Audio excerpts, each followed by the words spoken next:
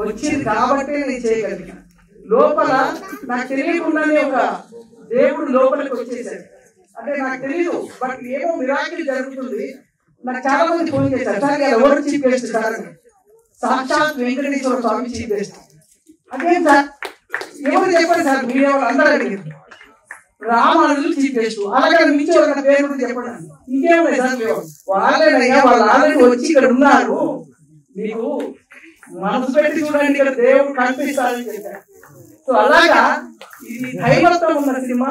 మరి స్వామి నిజంగా ఆయన నేను అనుకోలేదు. అంటే నాకు గురురాజు గారు చెప్పిన ప్రకారంగా బ్రహ్మం గారి గురించి అంటే మరి రామానుజుల మీద అంతా ఉందో లేదో అనుకున్నారు. బట్ ఆయన సమయం లేదు కానీ లేదంటే నైట్ అంతా అద్భుతంగా చెప్పే శక్తి సామర్థ్యం వాళ్ళు మాట్లాడుతుంటే నిజంగా. అందుకే స్వామీజీ ఊరికే గారు, గురువులు ఊరికే గారు, అది ఉంటే డెఫినెట్లీ అది పూర్వజన్మ సుకృతం. అది మొదట నేను థ్యాంక్ యూ మా గురురాజు గారికి చెప్పాను. ఆయన గురువు నా గురువు చేసినందుకు మంచి అవకాశం ఇచ్చి రోజు స్వామీజీ తీసుకొని రావడం జరిగింది. Thank you. ఇకపోతే మా రామసత్య గారు ఇప్పుడు గురువు గారు మాట్లాడిన ఇప్పుడు సినిమా పరంగా నిర్మాత సీనియర్ వారు మాట్లాడాల్సిందిగా కోరుతున్నారు. ఆశ్చర్యపోయారు. తెలుగు రాష్ట్రమే కాదు ప్రపంచం, ఎవరి రామానుజులు ఏంటి స్టోరీ అనుకొని ఈరోజు రామానుజుల గురించి తెలుసుకోవాల్సిన అవసరం వచ్చిన టైంలో నేను 10 సంవత్సరాల క్రితం నుండే సినిమా 2017లోనే ఈ సినిమా పాటలు తయారు చేశాను. ఓ 10 years నుంచి పోస్ట్ ప్రొడక్షన్ ప్రీ ప్రొడక్షన్లో ఉన్నాను. స్టాచ్యూ ఓపెనింగ్ కన్నా ముందు జనవరిలో నేను ఈ సినిమా స్టార్ట్ చేశాను. బట్ నాకు 2 years పట్టింది. వారికి చాలా సంవత్సరాలు, దాదాపు 10 సంవత్సరాలు పట్టింది స్టాచ్యూ పెట్టడానికి. నాకు ఈ సినిమా చేయడానికి 2 సంవత్సరాలు పట్టింది. ఇది ప్రపంచవ్యాప్తంగా ఈ కథని అందియాలనే ఉద్దేశంతో ఈ సినిమా తీశాను నేను. సో ఈ విధంగా అందరూ టీం సెట్ అయింది. ఇప్పుడు మన ముఖ్య అతిథులంతా వచ్చారు, అదేవిధంగా గురువు గారు కూడా వచ్చారు. వారి చేతుల మీదుగా పోస్టర్ లాంచ్ చేద్దాం. మరి మన ముఖ్య అతిథులు డాక్టర్ కృష్ణమోహన్ గారు, బీసీ కమిషన్ చైర్మన్ గారు వేదిక మీదకి రావాల్సిందిగా. రండి అన్న. మా మా మా ఎడ్డి దాదాపు ఎన్నో సంవత్సరాలుగా ఆయన కేంద్ర మంత్రి ఉన్నప్పుడు నేను ఢిల్లీ వెళ్ళాను. ఢిల్లీ వెళితే ఆయన ఎంత సింపుల్గా రిసీవ్ చేసుకున్నారంటే, నేను ఢిల్లీ వెళ్ళే ముందు సెంట్రల్ మినిస్టర్ అంటే ఏదో అని భయపడిపోయాను. ఎలాగంటే మామూలుగా ఇంట్లో ఎలా అయితే రిసీవ్ చేసుకుంటామో అలాగా ఢిల్లీలో, వారికి గుర్తుందో లేదో నాకు గుర్తుంది, అంత బాగా రిసీవ్ చేసుకొని వారి ఇంట్లో మాకు భోజనం పెట్టి దాదాపు 15-20 years బ్యాక్. అటువంటి ఒక అంటే ఎంత పెద్ద అంటే కేంద్ర మంత్రి ఆ రోజులంటే మామూలు విషయం కాదు. అంత పదవిలో ఉండి కూడా మమ్మల్ని ఎంత ప్రేమగా చూసి ఇంత సింపుల్గా ఉన్న వ్యక్తి. అందుకే ఈ వచ్చిన అతిథులలో కూడా మామూలు కాదు, ఆయన ఎవరిని పిలుస్తాడో ఆయన వస్తాం, నేను పిలిస్తే వచ్చేది కాదు ఇది. సో అలాగే వారు ఎప్పుడు ఇలా ఉన్నారు. అదేవిధంగా కొన్ని 100 సినిమాలకి ఆయన నేను కూడా అతిథిగా వెళ్తూ ఉంటాను. అదేవిధంగా మా రేలంగి నరసింహారావు గారు వచ్చి ప్రతి ఒక్కరిని ఆశీర్వదిస్తూ ఉంటారు. ఆయన ఈనాడు రావడం చాలా ఆనందంగా ఉంది. ఎన్నో సినిమాలు హిట్. ఆయన ఒక మార్క్, రేలంగి గారు అంటే ఒక మార్క్ని క్రియేట్ చేసిన వారు ఈరోజు వచ్చారంటే వారు కూడా దైవభక్తి ఎక్కువ నేను చూశాను. అందుకేనేమో ఈరోజు వారిని పిలవడం జరిగింది.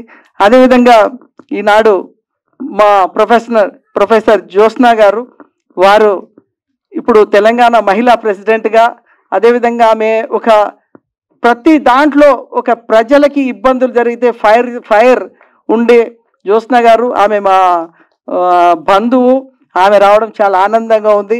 అదేవిధంగా డైనమిక్ ప్రొడ్యూసర్ శోభ గారు, ఆమె ఎన్నో సినిమాల్ని రిలీజ్ చేయడమే కాకుండా ఈ మధ్య మొన్ననే ప్రేమికుడు రిలీజ్ చేసి, అంటే ఒక లేడీ డైనమిక్ ప్రొడ్యూసర్ ఎట్లుంటుందో నిరూపించిన వ్యక్తి మా శోభ గారు. వాళ్ళ కొడుకును కూడా హీరోగా చేసింది రమణ. సో వెల్కమ్ మా శోభ గారు.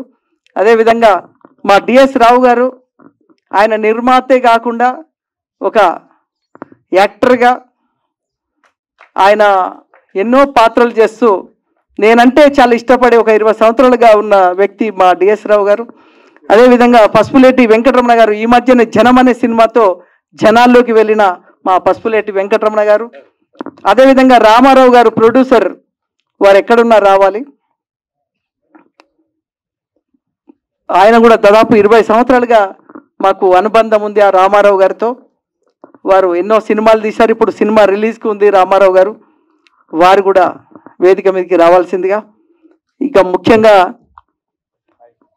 ఈ సినిమా ఒక డివోషనల్ దైవ చింతన కలిగిన ఈ సినిమా కాబట్టి ఈ పోస్టర్ లాంచ్లో ముఖ్యంగా ఆశీర్వదించడానికి బ్రహ్మం గారి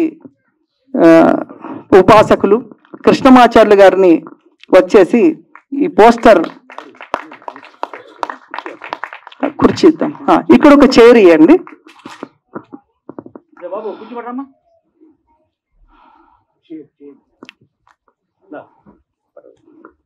ఇక్కడ ఒక చైర్.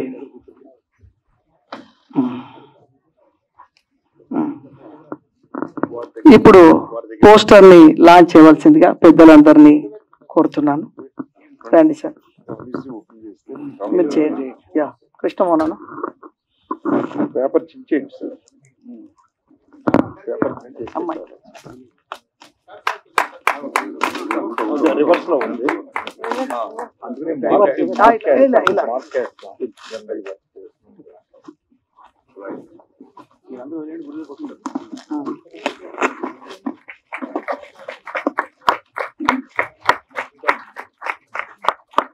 అక్షయ్ గారు మీరు ఎప్పుడు రండి కవర్ తీసి ప్రవళిక ఇట్టొచ్చు ఇక్కడ నారదుడా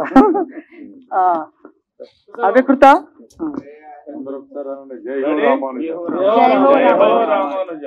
ఒకసారి ఫోటో కోసం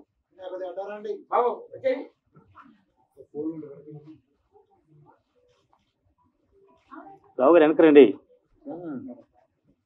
ఉన్నారు రావు గారు ఉన్నారండి, ప్రేమలు ఉంటాయి.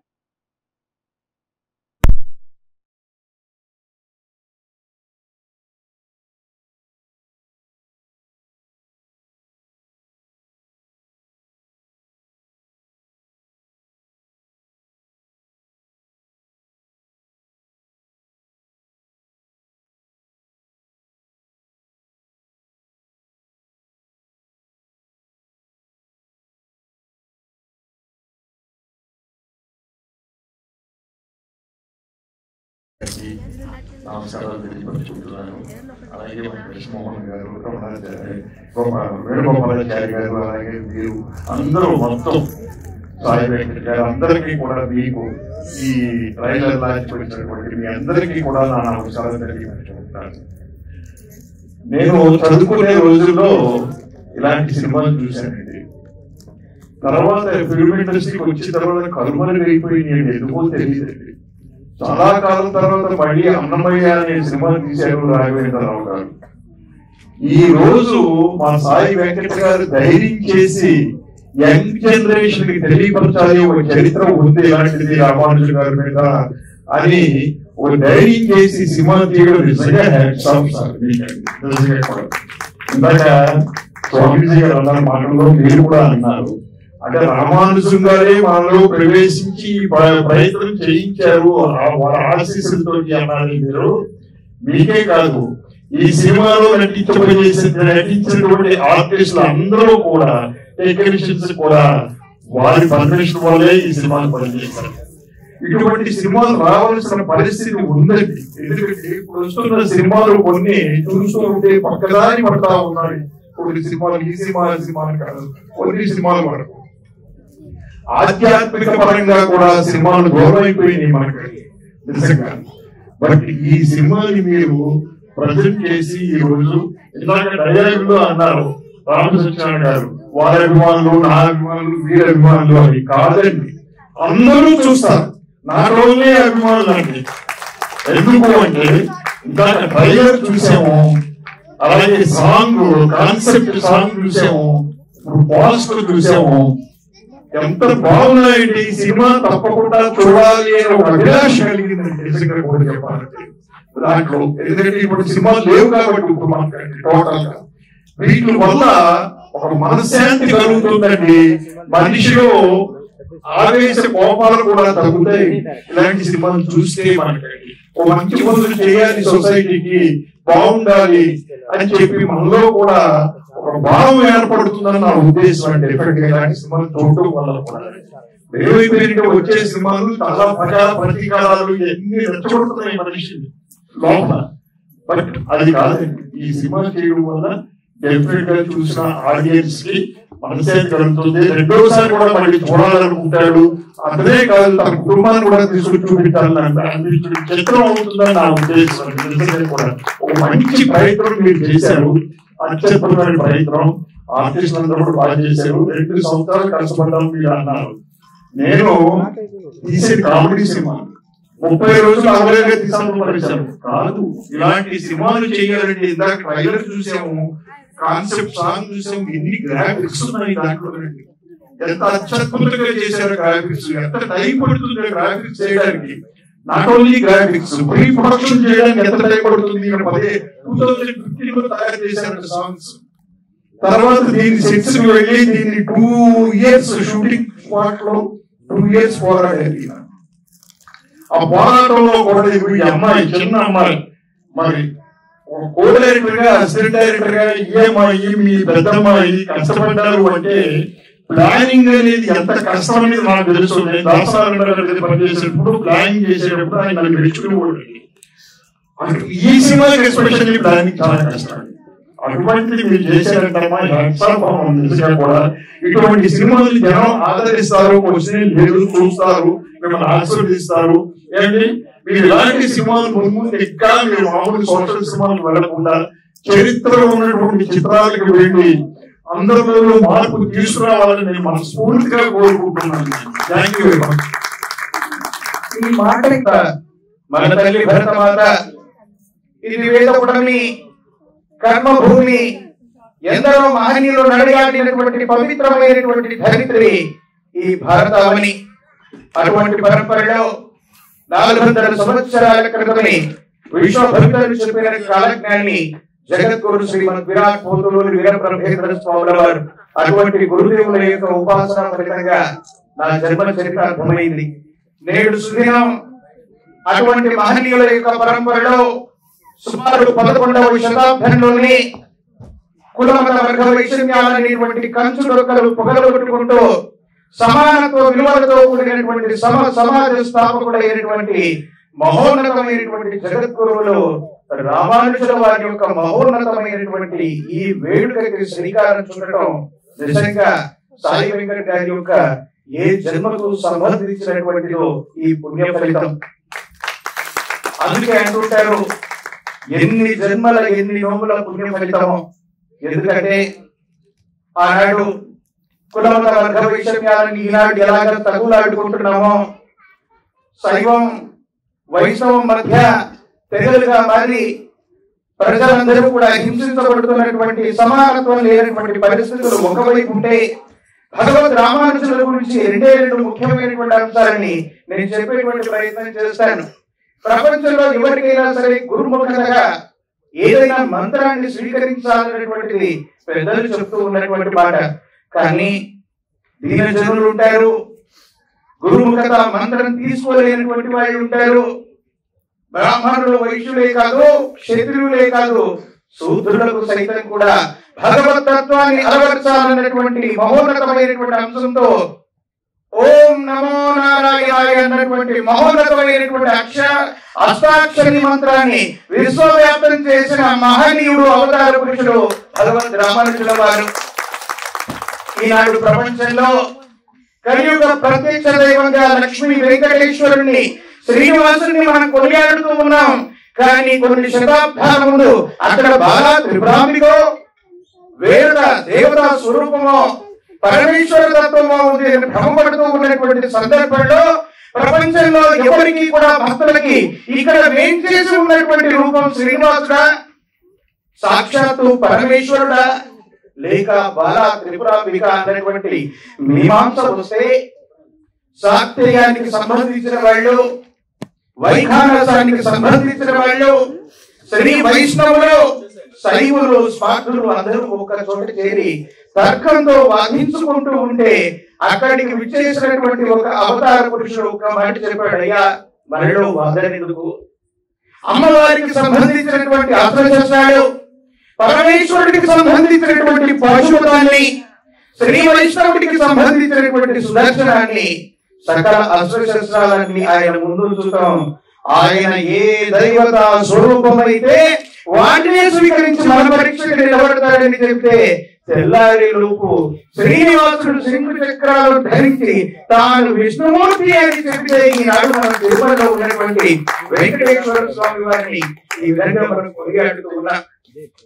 అటువంటి మహోన్నతమైనటువంటి అవతార పురుషులు, జగద్గురువులు, విశిష్టవంతమైనటువంటి ఆదిశంకరాచార్యుల వారి తర్వాత మహోన్నతమైనటువంటి జగద్గురు. ఎందుకంటే వసుదేవ సుతం దేవం కంసచానూరమర్ధనం దేవకి పరమానందం కృష్ణం వందే జగద్గురు.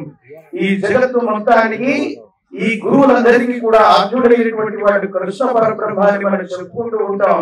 ఆ కృష్ణ పరబ్రహ్మ తర్వాత వచ్చినటువంటి మహోన్నతమైనటువంటి జగద్గురువుల్లో మధ్యముడు, విశేషవంతమైనటువంటి రామానుజుల వారి యొక్క మహోన్నతమైనటువంటి జీవిత చరిత్ర. ఎందుకంటే అందరూ అనుకుంటున్నటువంటి మాటే మనందరికీ కూడా తెలిసింది. మనం భగవత్ స్వరూపాల దేవాలయాన్ని కట్టాలనుకోండి, అమ్మవారి ఆలయాన్ని, పరమేశ్వరుడి ఆలయాన్ని కట్టేయచ్చు. కానీ ఒక గురువు యొక్క ఆలయ నిర్మాణం చేయాలని మీరు సంకల్పించుకోండి, అంత సులభంగా అవ్వదు. ఎందుకో తెలుసా? బంగారాన్ని కూడా పుటం పెడితేనే అగ్ని కది ఆ పరీక్షకు నిలబడాలన్నట్టు ఆ అగ్ని పరీక్షలన్నీ కూడా ఎదురవుతూ ఉంటాయి.